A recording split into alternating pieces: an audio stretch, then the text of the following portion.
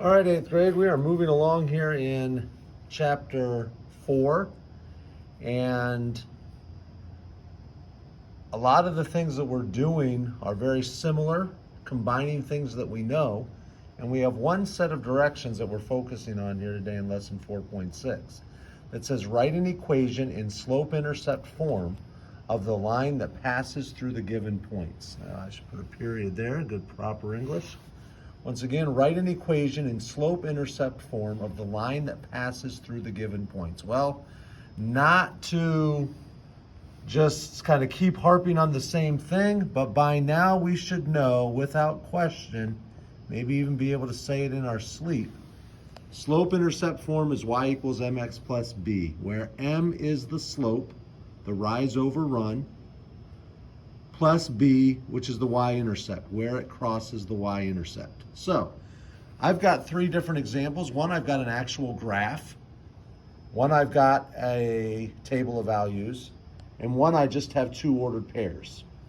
And in all of those situations, I am given enough information to write this, to follow these instructions. Write an equation in slope-intercept form of the line that passes through the given points, y equals mx plus b. Well, to be able to write an equation in slope-intercept form, I need to find 2 things. I need to find the slope, and I need to find the y-intercept. So, let's first look at this line. And of course, to find the slope, we need to remember that that equation is y2 minus y1 over x2 minus x1. Now, as I said in class, y1 minus y2 over x1 minus x2 will also work.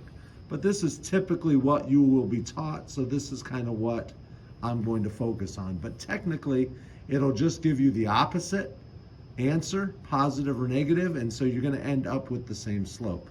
So, y2 minus y1, well, we're going to go, y2 here is negative 3.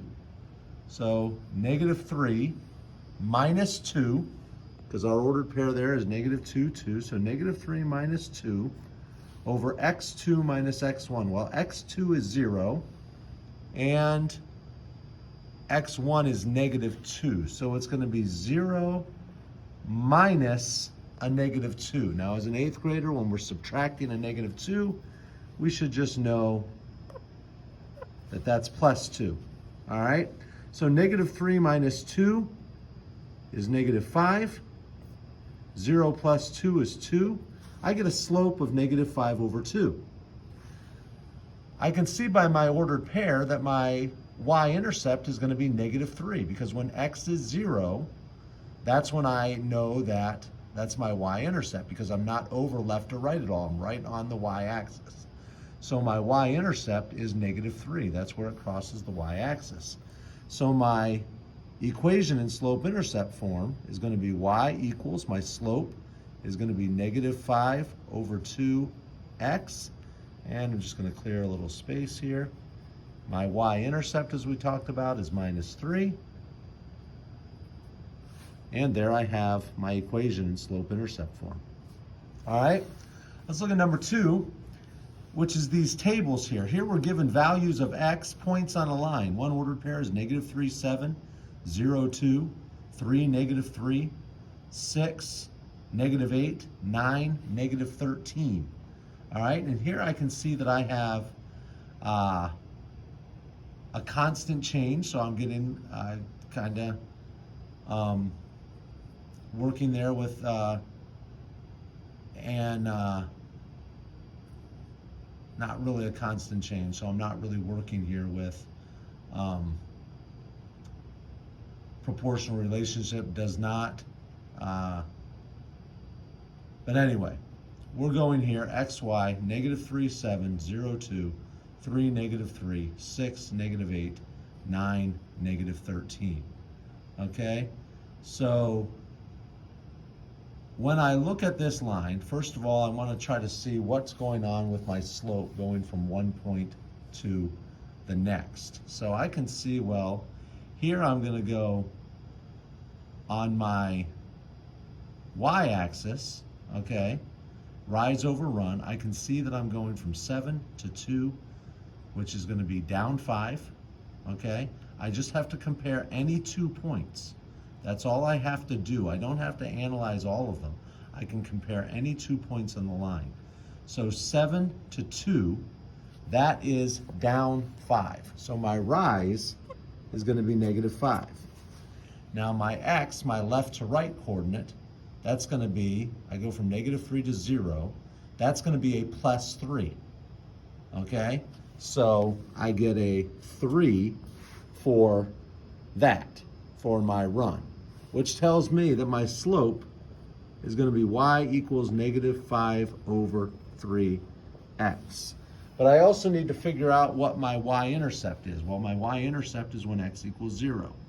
Okay? And so when x is 0, y equals 2, so my y-intercept is 2. Okay, so that's going to be a +2. So I come over here, y equals -3/5x plus 2. And when I go back to this line talking about a proportional relationship, we can see that when x is 0, y is 2. So this line does not cross through the origin, thus it is not a proportional relationship. All right, last one. You'll also sometimes just be given ordered pairs, okay? One of the points on this line is -7, 2. Another point on this line is 0, 3. So I go back to my original slope formula, y2 minus y1 over x2 minus x1. Well, y2 is going to be 3. y1 is going to be 2. So I'm going to go 3 minus 2. x2 is going to be 0. x1 is going to be -7. When I subtract a -7, that's +7. Well, from here, I know that 3 minus 2 is 1. 0 plus 7 is 7. So I get a slope of 1/7, which tells me when I put it in slope-intercept form, I get y equals 1/7x. But now I need to find my y-intercept. That's when x is 0. My y-intercept I can see here is 3, because when x is 0, y is 3. This goes on 3 on the y-axis. I put in +3. There's my equation in slope-intercept form. All right, grade 8, that is taking value tables, ordered pairs, graphs, and being able to write the equation in slope-intercept form. Talk to you later. Bye.